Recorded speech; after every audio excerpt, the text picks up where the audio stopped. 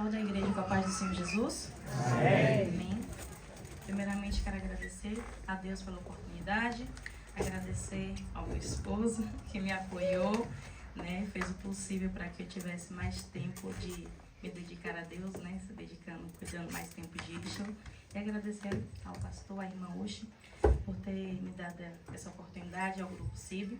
Deus seja louvado pela vida de vocês. Amém. Eu queria convidar a igreja a ficar de pé para a gente ler a palavra do Senhor. Que se encontra em João 4.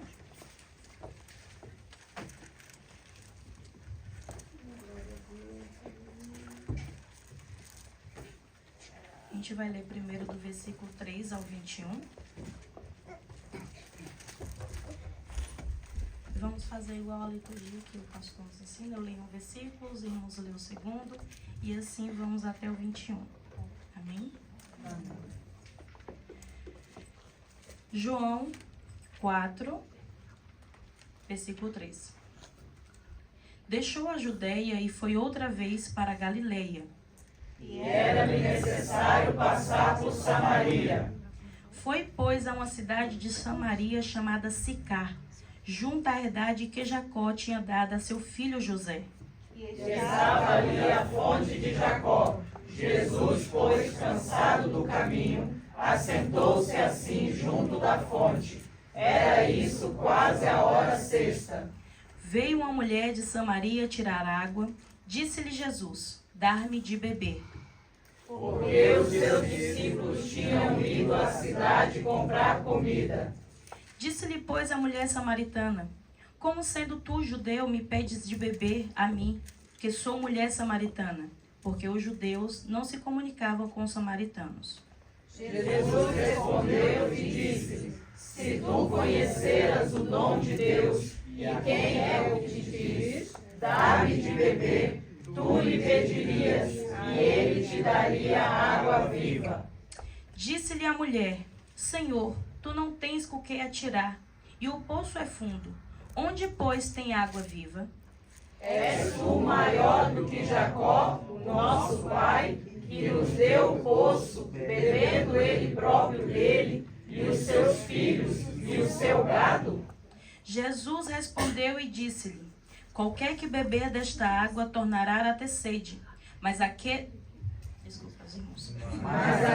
que beber da água que eu lhe der, nunca terá sede, porque a água que eu lhe der se fará nele uma fonte de água a jorrar para a vida eterna.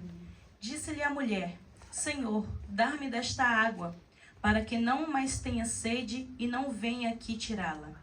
Disse-lhe Jesus: vai, chama o teu marido e vem cá.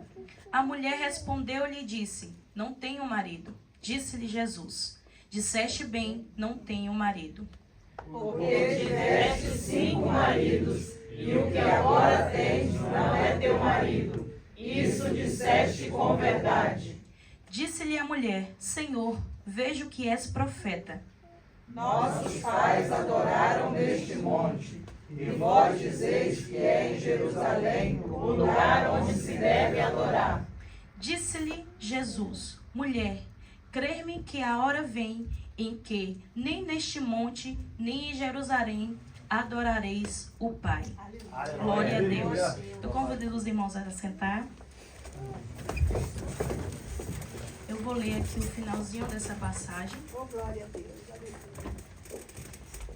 Em que vai dizer, depois ao longo desta conversa, no versículo 25 vai dizer: a mulher disse-lhe: eu sei que o Messias, que se chama o Cristo, vem. Quando ele vier, nos anunciará tudo. Jesus lhe disse: eu sou eu que falo contigo. E a gente vai pular lá para o 28. Deixou, pois, a mulher o seu cântaro e foi à cidade e disse àqueles homens: vinde e vede um homem que me disse tudo quanto tenho feito. Porventura não é este o Cristo? Saíram, pois, da cidade e foram ter com ele. como a gente já está tendo a escola dominical, é exatamente sobre o livro de João, né? Queria trazer à mente dos irmãos a diferença dos 4 evangelhos, né? Mateus, diferença de Marcos, de Lucas e de João. Porque cada um escreveu a um público diferente. A mensagem, a eficácia é a mesma, é de Cristo. Mas o alvo de cada um falou de uma maneira diferente. Como em Mateus apresenta Jesus como rei.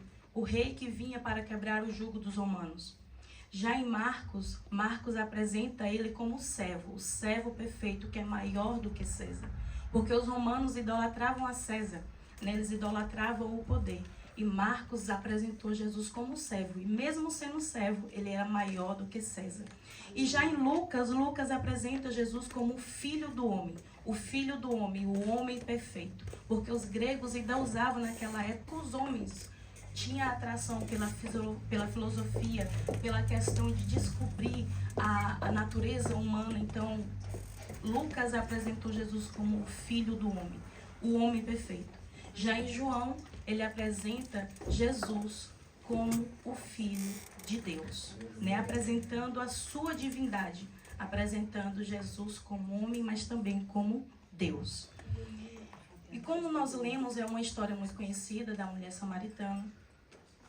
Ao decorrer dessa história, lá no versículo 4 vai dizer que era necessário que Jesus por ali passasse em Samaria.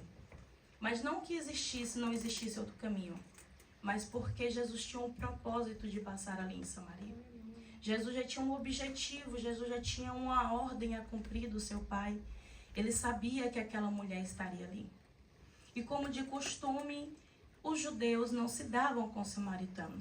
Por quê não se davam com o samaritano? Porque quando houve a divisão dos reinos, lá no Antigo Testamento vai dizer que houve divisão do reino. Israel tinha desviado dessa conduta e por causa disso o reino foi repartido. Né? Foi repartido no reino do norte e reino do sul. E Samaria se tornou a capital do reino do norte. E nisso houve contaminações, misturas de raça, que segundo ao olhar do Senhor não era agradável. A ordem do Senhor não era que misturasse os povos. E com isso veio idolatria. Além de Israel já ter o hábito de idolatria, houve culturas, houve idolatria a outros deuses. Houve 5 povos que adentrou a Samaria.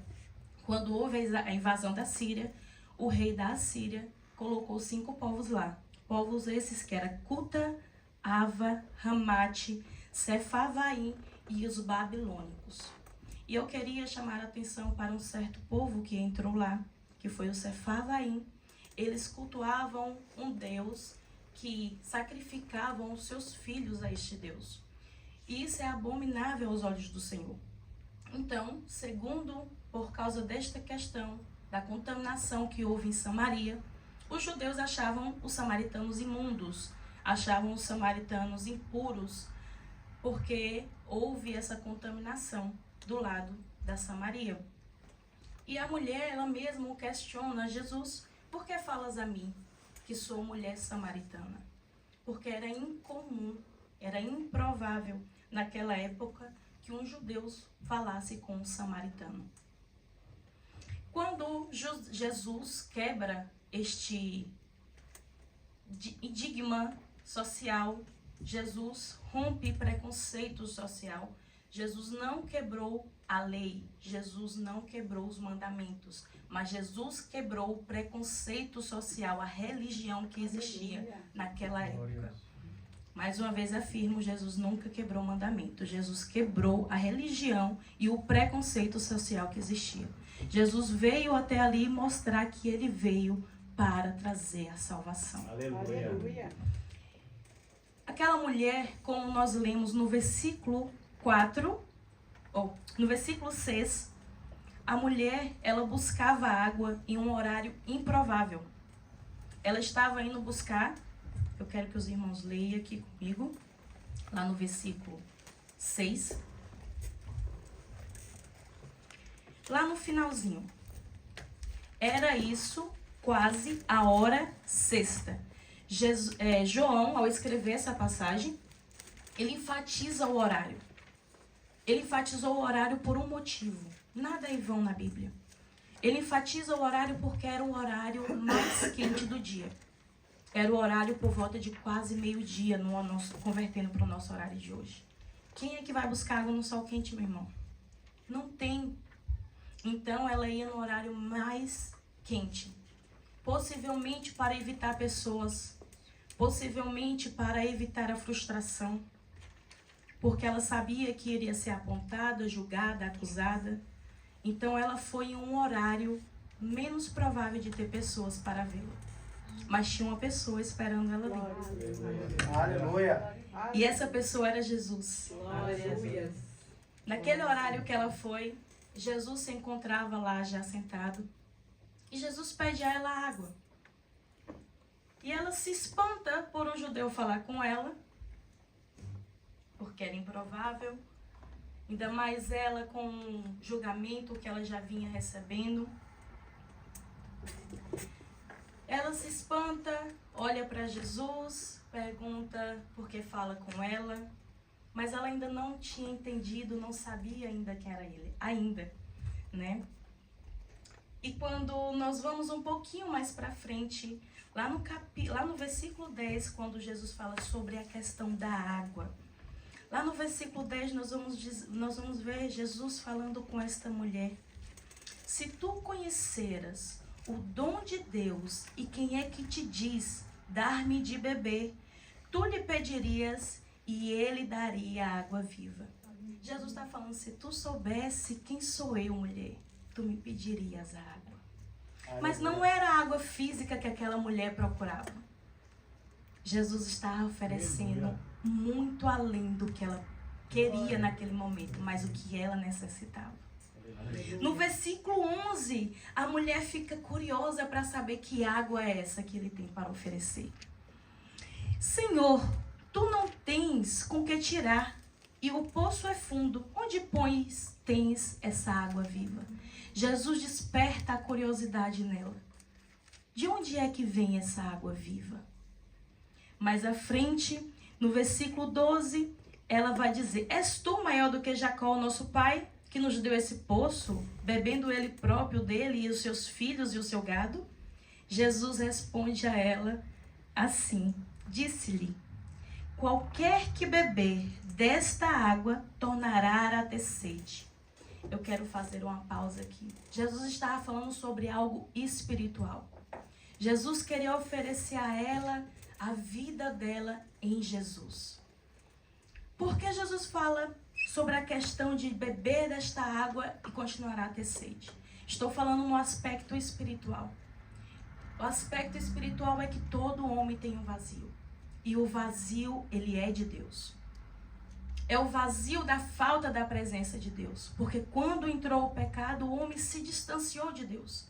E hoje nós precisamos nos reconciliar através de Cristo. Aleluia. Então não importa o que nós buscamos para preencher esse vazio. Se não for Jesus, é em vão. Não importa se você quer preencher esse vazio que você tem com álcool, com bebidas, com trabalho, com o que quer que seja, com filhos, com família, nada vai preencher esse vazio. Esse vazio só é preenchido com Deus. Quando Jesus se refere a ela, se beber desta água, vai continuar a ter sede. E é Jesus falando, o que você provar deste mundo, a tua sede ainda continuará. O teu vazio ainda existirá. Porque a vida eterna, a água que sacia a tua sede é Jesus. No versículo 14 ele vai dizer, aquele que beber da água que eu lhe der, nunca terá sede. Porque da água que eu lhe der, se fará nele uma fonte de água a jorrar para a vida eterna. É ele dizendo, aquele que me experimentar, aquele que abrir a porta e eu entrar, eu serei fonte na vida dele. Eu jorrarei a água que levará à salvação. E ela fica curiosa para saber que água é essa. No versículo 15, a mulher diz, Senhor, dá-me desta água, para que eu não mais tenha sede e não venha aqui tirá-la. Ela ainda não tinha compreendido que a necessidade dela era espiritual. ela usou deste argumento de não ter mais sede para esconder, evitar de ir lá.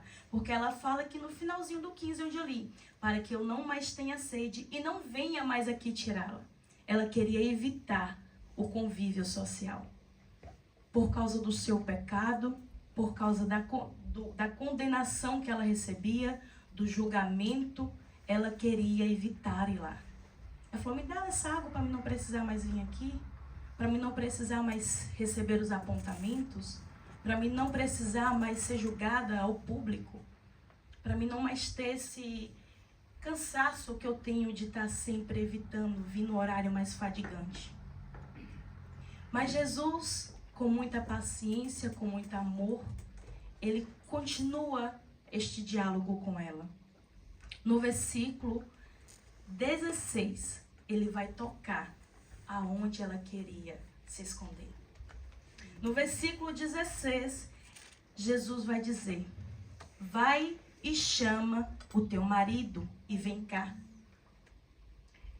Esse foi o ápice da mensagem que Deus muito falou comigo. E eu quero transmitir isso à igreja. Jesus pediu para ela chamar o marido. O que ela evitava de encontrar, que era julgamentos, Jesus fez ela refletir sobre as suas ações. Porque se não há reconhecimento de pecado, não há arrependimento. Então Jesus fez ela fazer um autorreflexo, uma autoanálise. Porque não tem como Jesus alcançar se você não reconhecer o seu pecado.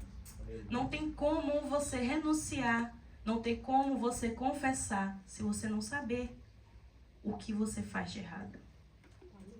E Jesus quis trazer à mente daquela mulher que ele era a solução para a vida dela. Não só para a vida física, mas para a vida espiritual, para a alma dela.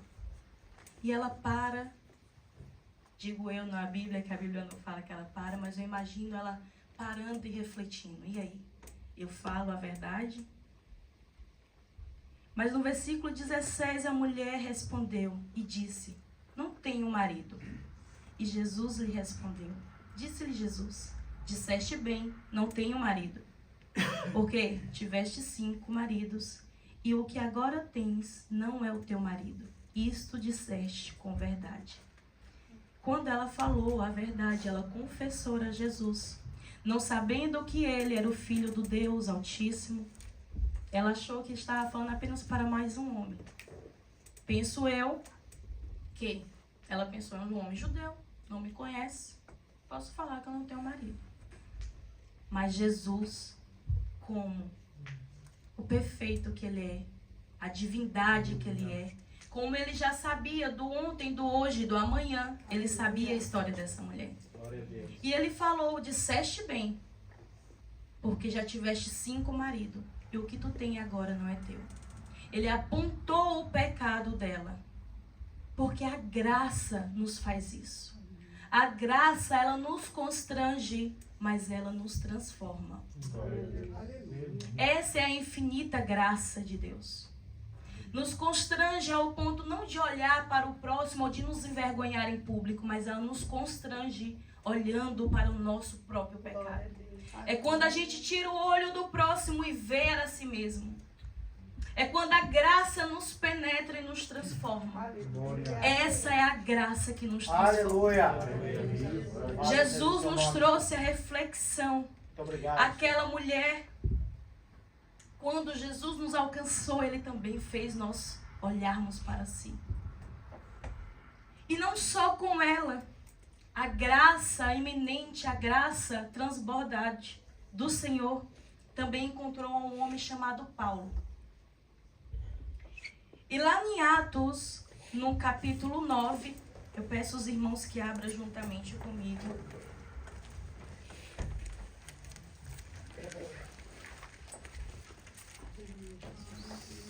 Atos 9, capítulo 9, versículo 4.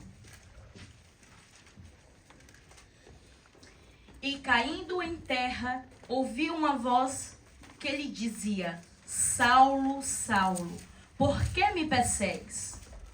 Veja que da mesma forma que Jesus conversou com aquela mulher até ela confessar aquilo que estava de errado nela, Jesus encontra Saulo e também fala o erro dele. Saulo, Saulo, por que me persegues? E a graça colocou Saulo no lugar dele, que quando ele caiu em terra, ele reconheceu que nada ele era. Paulo ficou cego. Foi conduzido a Damasco e lá ele jejuou e orou. A sequência da graça é as práticas que você faz diferente. Paulo não ficou da mesma forma. Glória a Deus. Paulo mudou do seu trajeto, ele compreendeu que a graça tinha alcançado ele. Da mesma forma, Pedro, quando o Senhor pergunta a Pedro, tu me amas? Por 3 vezes, Jesus perguntou. E Pedro, na terceira vez, ele entristeceu-se e respondeu, tu sabes, Senhor, eu te amo. Mas isso trouxe a Pedro, da mesma forma que aquela mulher, trouxe à consciência dele o ato que ele poderia ter feito de errado, que ele fez de errado.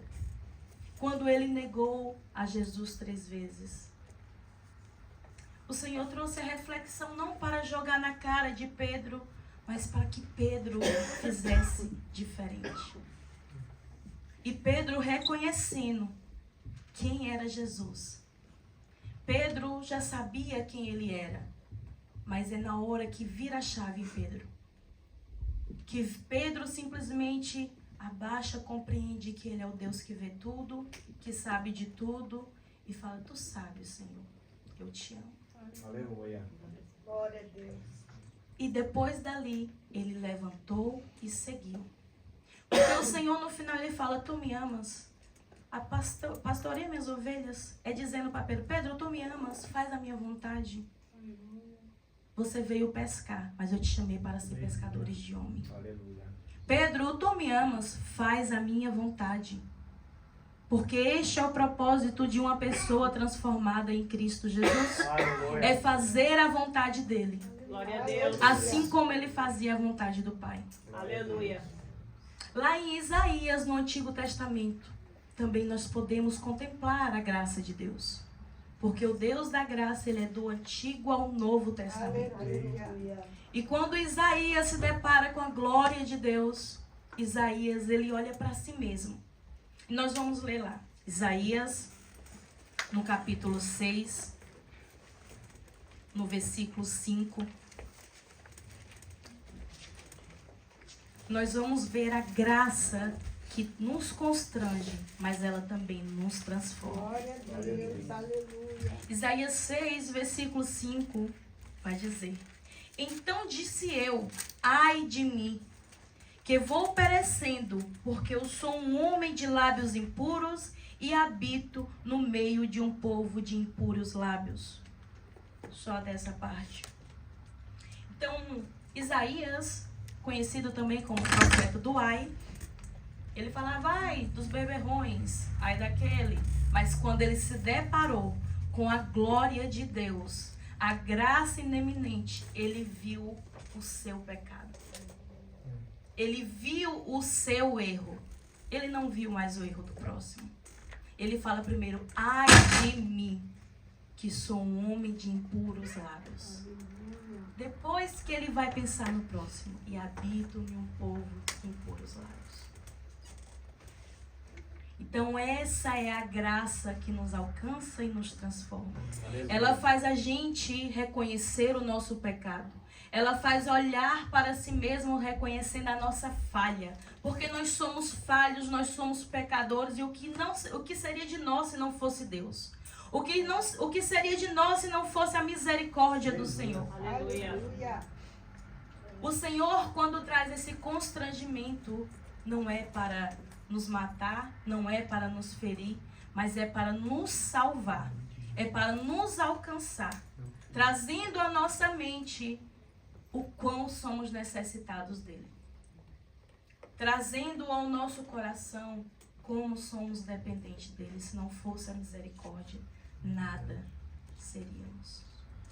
Voltando para a mulher samaritana, depois que ela confessa, que ela percebe que não era algo físico que Jesus oferecia a ela, que ela percebe que é algo espiritual. Você vê o entendimento dela no diálogo, porque logo a seguir ela pergunta onde se deve adorar. Ao meu entendimento, eu vi que ela encontrou uma oportunidade de buscar perdão. Ela falou, esse homem é profeta. Ele me apontou o erro, sem me condenar, sem me julgar. Eu acho que eu vou conversar com ele para saber onde é que eu busco a Deus. Como é que eu me reconcilio? Este foi a interpretação do meu pensamento. A Bíblia não escreve isso, tá? Mas ela pergunta para Deus. Para Deus não, para Jesus, me perdoe. No versículo 19, ela vai dizer: vejo que tu és profeta. No 20, nossos pais adoraram neste monte, e vós dizeis que é em Jerusalém o lugar onde se deve adorar. Veja que quando ela falou e Jesus rebateu sobre a questão do pecado que ela vivia, ela queria saber onde ela devia adorar. Ela passou do âmbito físico para buscar o algo espiritual. Ela compreendeu que Jesus estava dando a ela mais do que a necessidade física dela. E ela prolonga esse diálogo. No versículo 21, disse-lhe Jesus: mulher, crer-me que a hora vem e que nem neste monte, nem em Jerusalém adorareis o Pai. Jesus estava já apontando para o que ele iria consumar. Porque com a morte e a ressurreição de Jesus, o véu se rasgou. O acesso foi liberado. Não é mais templo, não é mais lugar limitado, mas em qualquer lugar você pode adorar a Deus. Em qualquer lugar você pode exaltá-lo, você pode confessá-lo e você pode recebê-lo na sua vida. Aleluia. Se você tinha dúvida, hoje essa dúvida é tirada. Porque não é o lugar. Não é onde Jesus consumou, o véu se rasgou. Nós agora temos paz com Deus. Aleluia. Nós temos a liberdade de adorá-lo. Nós não éramos dignos. Nós não éramos do povo de Israel. Mas a graça alcançou os gentios. E Jesus estava apontando para ele: olha, chegará um tempo que tu não adorarás nem neste monte, nem em Jerusalém. Mas tu adorarás em espírito e em verdade. Aleluia. Porque o Pai procura os que adorem em espírito e em verdade. Aleluia. Verdade. Aleluia. Com o seu coração aberto, disposto a servir verdadeiramente. Aleluia.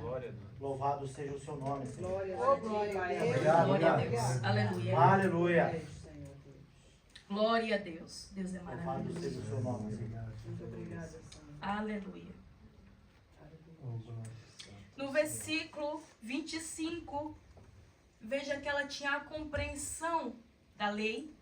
Por mais pecado que ela vivia, ela tinha conhecimento das profecias sobre o Messias. No versículo 25, depois que Jesus dialoga sobre a questão de como adorar a Deus, que não seria mais limitado a lugar, ela vai falar para Jesus. No versículo 5, a mulher disse-lhe: eu sei que o Messias, que se chama o Cristo, vem. Quando ele vier, nos anunciará tudo. Veja como se aprofundou o diálogo, de como começou. A que nível Jesus levou a esta mulher. E é este nível que Jesus nos chama todos os dias para descer. De intimidade. Aleluia. A mulher que começa chamando ele de judeu, termina chamando ele, até onde a gente leu, de profeta, e mais ao fim, ela chama ele de Cristo. Aleluia. Louvado seja o seu nome, Senhor. No versículo 26, Jesus vai dizer: eu sou eu que falo contigo. Veja que para uma mulher improvável, pecadora, excluída pela sociedade, Jesus revela àquela mulher: eu sou o Cristo que fala contigo. Glória a Deus. E assim foi Jesus para nós. Nós outra hora estávamos no mundo, os improváveis, os pecadores, os excluídos muitas vezes no seio familiar, pela vida que levava. E Jesus chegou até nós e falou: eu sou o Cristo. E veja o detalhe que ele não falou sou eu. Ele falou eu sou. Como assim Deus se revelou no Antigo Testamento? Para Moisés, eu sou. Aleluia. Jesus falou para aquela mulher improvável, excluída: eu sou o Cristo. Eu sou o que tu precisa. Eu sou o teu perdão. Aleluia. Eu sou o que você necessita. Aleluia. Aleluia. Louvado E depois seja o que ela nome. escuta essa maravilha, que era o que ela necessitava, mesmo não sabendo. Era o que ela procurava e não sabia. Mas ele a encontrou. Não foi ela que encontrou ele. Ele a encontrou. Louvado seja o seu nome. Lá no 28, onde a gente leu, ela deixou o seu cântaro e saiu. Ela saiu até a cidade e disse àqueles homens: vinde e vede um homem que me disse tudo o que tenho feito. Porventura não é este o Cristo? Ela interroga para causar uma curiosidade, mas ela já sabia que ele era o Cristo. Glória a Deus. A mulher que outra hora se escondia, evitava ir ao poço buscar a água em horários comuns, para evitar pessoas, evitar o julgamento, o apontamento. A primeira coisa que ela faz é ela ir ao meio de onde ela era julgada, aparecer a todos e convidar para a graça que alcançou ela. Aleluia. Veja que quem se escondia, outra hora, quando foi alcançada, ela começou a aparecer. Mas não aparecer para si, mas ela parou de ter a vergonha que ela tinha. Porque a graça e o perdão ela alcançou. Acredito eu que essa mulher mudou as atitudes dela pelo fato dela ter ido onde ela evitava, ao público. Ela falou: tem um ali que diz que é o Cristo. Tem um ali que diz que é o Cristo. Ele me encontrou e confessou e falou tudo o que eu fazia. E isso para a sociedade foi um espanto. Se ela evitava pessoas, se ela não queria ser falada, e ela falou: olha, encontrei um que falou o que eu faço de errado. Não seria esse o Cristo? Ele me alcançou. Aleluia. E as pessoas foram com ela pelo testemunho que ela deu. Se ela deu um testemunho, não só na fala, mas também na vida dela, acredito, porque as pessoas correram até Jesus. E essa é a graça que nos transforma. Glória a Deus. E existem aspectos, obras que acompanham quem é alcançado. O salvo tem obras de salvo. E aquela mulher, a primeira coisa que ela saiu foi falar de Cristo. Foram provocar a sede que ela sentiu outra hora, foram trazer a água, foram trazer as pessoas para perto da água, para saciar-se. Porque qual é o mandamento que o Senhor tem para os seus discípulos? Ide e pregade o meu evangelho. Aleluia. E essa mulher, alcançada pela graça, transformada pela graça, o nosso Senhor Jesus Cristo, ela foi fazer o ide. Foi pregar a Cristo. Foi pregar o Messias, o enviado de Deus. Aleluia.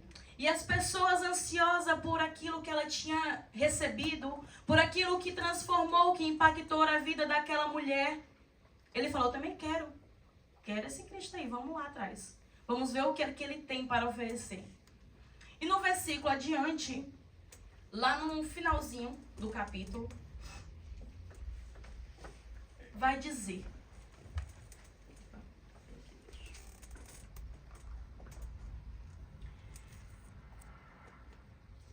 muitos acreditaram pelo testemunho dela.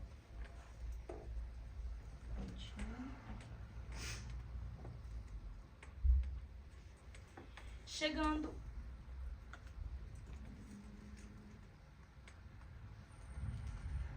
Aleluia. Glória a Deus. E muitos dos samaritanos daquela cidade, no versículo 39, creram nele pela palavra da mulher que testificou, disse-me tudo quanto tenho feito. Mais um pouquinho à frente, o 42 vai dizer. 42. No 37, voltando um pouquinho que eu pulei. No 37.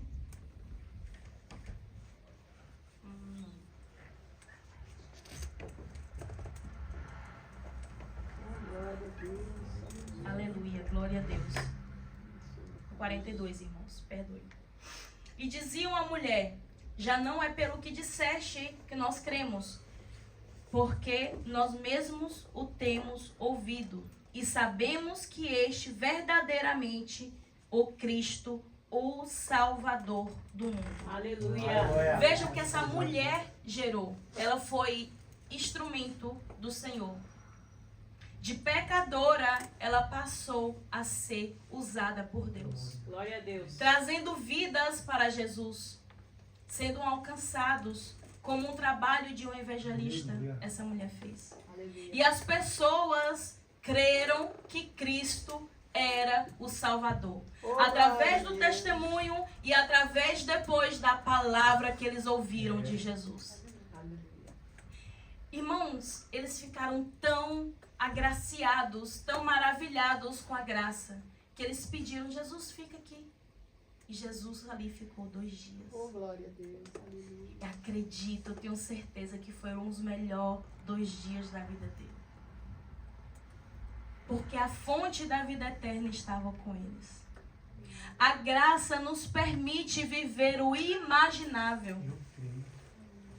Como a mulher samaritana que outra hora julgada e merecida, saiu para ganhar vidas ao Senhor. Aleluia. Saiu com uma transformação, com a sede que ela tinha, foi saciada. Ela queria trazer as outras pessoas para saciar também essa sede, para preencher esse vazio. E aquela mulher viveu o imaginável da vida dela. Ela recebeu o seu perdão, ela recebeu a transformação e saiu para fazer o ID do Senhor. Glória a Deus. Aleluia. Assim também como Pedro. Quando o Senhor trouxe a mente de Pedro e falou: Pedro, se tu me ama, apacenta as minhas ovelhas. E Pedro, seguindo Jesus, viveu o imaginável. Aleluia. Pedro pregou e almas foram, quase 3.000 almas foram batizadas. Pedro curou. Pedro, onde ele passava, a sombra dele curava. Pedro curou o coxo na Porta Formosa. Pedro viveu o imaginável na presença do Senhor. Aleluia. Assim também como Paulo, que de perseguidor passou a ser perseguido. Paulo foi o maior implantador de igrejas. Paulo viu o terceiro céu. Paulo viveu o imaginável, porque a graça nos faz viver o imaginável. Aleluia. Jesus. Aleluia. Maria Madalena, uma mulher possessa por 7 demônios, foi a primeira a ver Jesus ressurreto. Foi ela que levou as boas novas aos seus discípulos. Foi ela que viu Jesus a primeira vez. Aleluia. Essa é a graça que nos alcança. Glória a Deus. Aleluia. João, o apóstolo amado, que declinava a sua cabeça no peito de Jesus. Um pescador que se tornou a primeira pessoa a contemplar os altos celestes, que recebeu a revelação futura, Pedro, João, viveu o imaginável. E essa é a graça que o Senhor nos alcança, que nos alcançou todos os dias. É a graça que nos constrange, mas nos transforma. É a graça que nos faz viver o imaginável. É a graça que nos levou a ter intimidade com Deus, que nos trouxe a paz com Deus, que nos trouxe a ligação de volta com o Senhor. Esse é o nome que tem todo o poder e autoridade. É Jesus Cristo. Ele é o consumador da nossa fé. Se você acha que é improvável que o seu pecado ou que a sua falha não tem perdão, existe um que te concede o perdão. Da mesma forma que essa mulher foi alcançada pelo perdão, pelo amor e a misericórdia, Ele está aqui hoje para te dizer: eu sou a solução. Aleluia. Glória a Deus. Se você buscava algo físico, Ele te deu algo muito mais. Glória a Deus.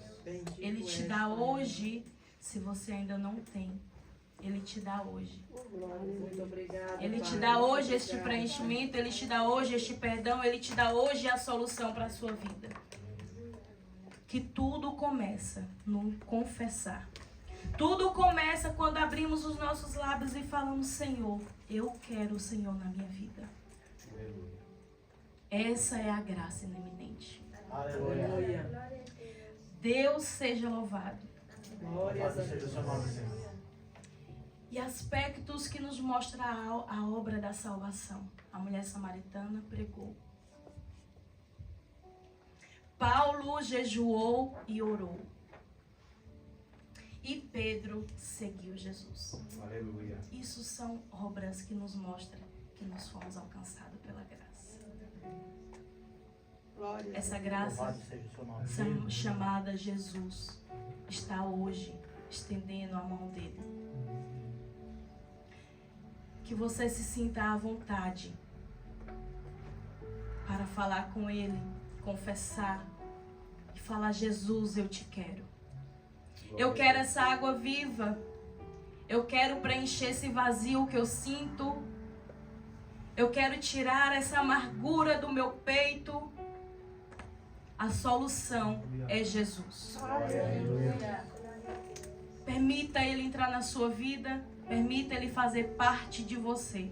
E você vai compreender que quando Ele entrar, nada faltará. Porque tudo se preenche com Ele. Eu agradeço a minha rica oportunidade. Aleluia.